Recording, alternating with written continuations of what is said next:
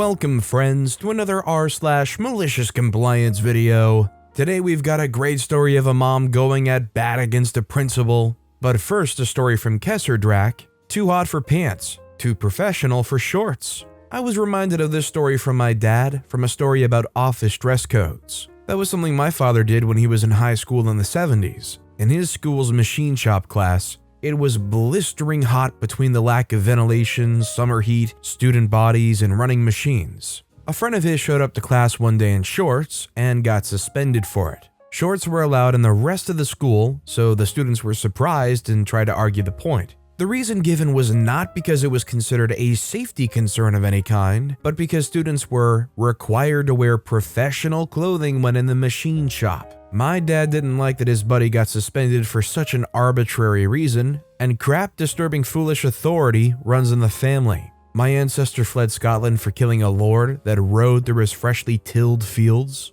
So he concocted a plan with the other boys in his class, and as many of the other boys in the school as he could. After class that day, they all went to the local costume shop and rented out every kilt the store had. This was enough for every guy in his class, plus a few others, as the town had a fairly large contingent of residents with a Scottish ancestry. When they showed up to class the next day, the machine shop teacher blew a fuse and brought the principal to the class because there wouldn't be enough room for all of them in the office. They'd of course been wearing the kilts all day, so everyone knew something was up. And when the word got around that the principal was going to the machine shop, a few other teachers stopped by, including my grandfather, the popular music teacher, who also snubbed his nose at foolish authority and was part of the reason why my dad was able to get away with this. The principal demanded an explanation of why they'd all shown to class in skirts. My father took the lead and replied that, "They aren't skirts, they're kilts, sir." "Why are you wearing them?" the sweating principal asked. "As you can tell, Mr. Principal Name, it's very hot in the classroom, and as you know, my friend got suspended for wearing shorts yesterday because he was required to wear professional clothing when in the machine shop." It wasn't specified which country's professional clothing, so we went with Scotland.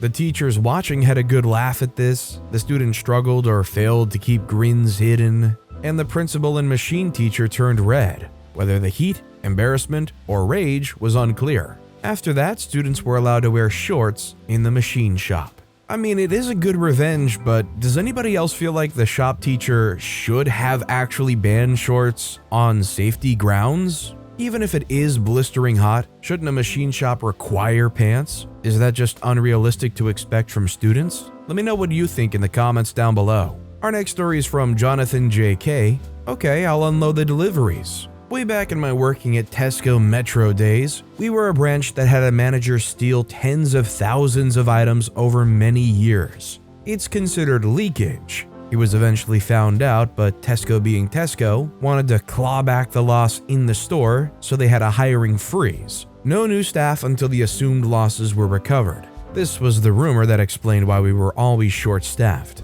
At the same time, we didn't have a full-time backdoor delivery guy who would keep the behind area clean, lend support to lifting heavy items, clean the cargo bay, and wait for the 2 or 3 deliveries a day. We had an old man do the morning deliveries, but the large grocery lorry that comes around 1 p.m. was left to all the guys to do on the shop floor, never the women.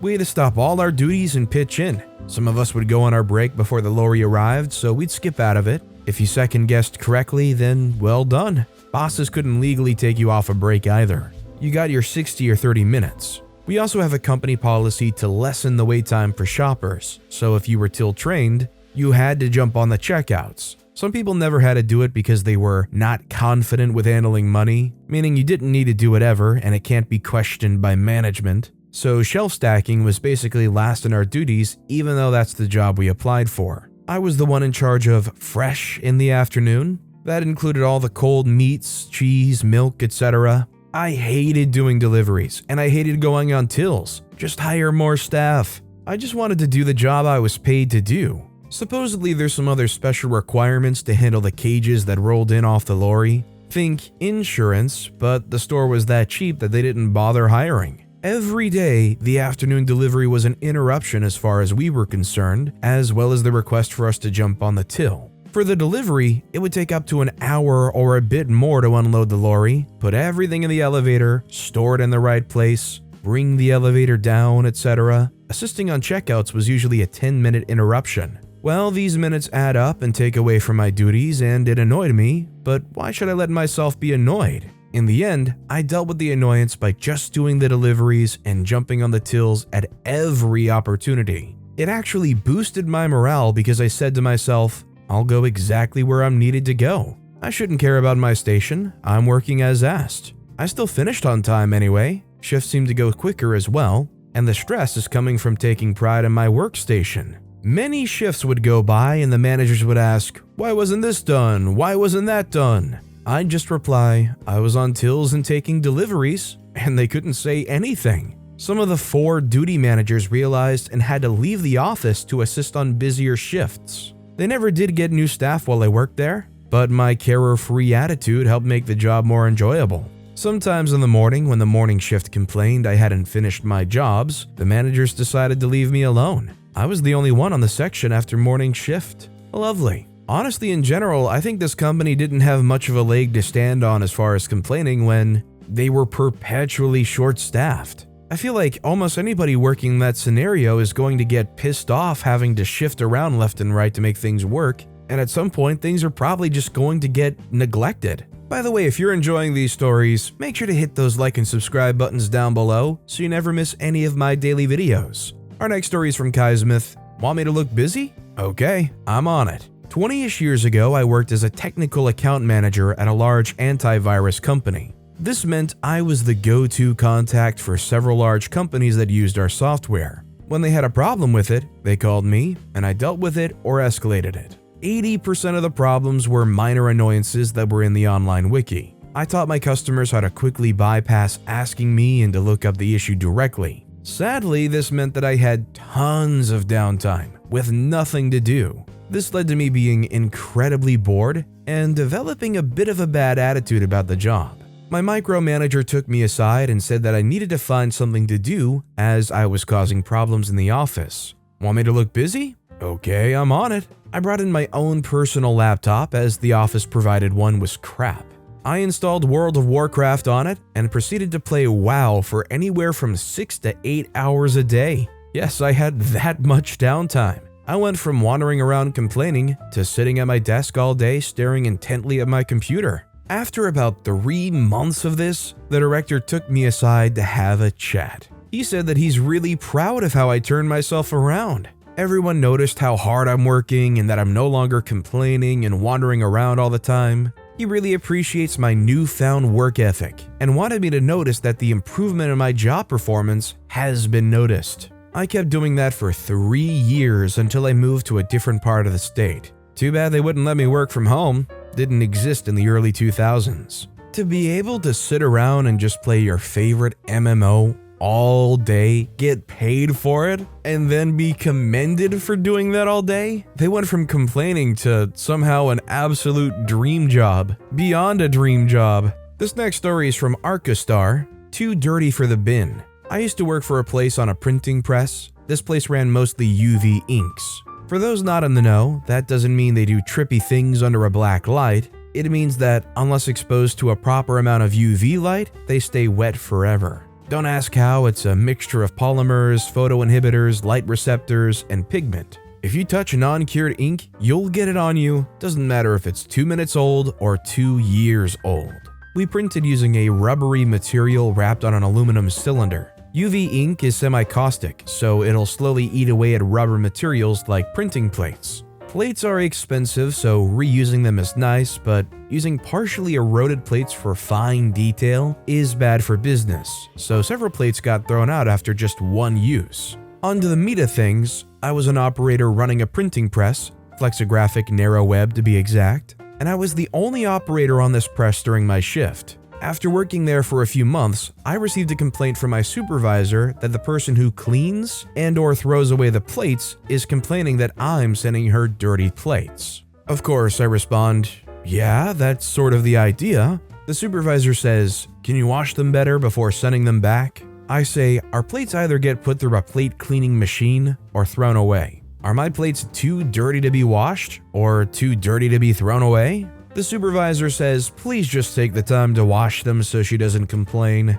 I say just to verify, I make more than her, and the press, while I'm running it, makes over 50 times what I make. If I'm cleaning plates, it's taking away from the time that I'm making money for the company. Why can't you just tell her to wear gloves? The supervisor says, wash the plates, and walks away. So from that point on, I made sure to get the plates extra clean before they were to be cleaned again or thrown away. Cost the company an average of 90 minutes of non-production time per workday. I think my press was quoted at about $1,700 per hour at that time. And that, my friends, is an example of a supervisor who just does not give a crap about their job. To me, it seems like this supervisor is there to keep the peace, not rock the boat, and hold down a job.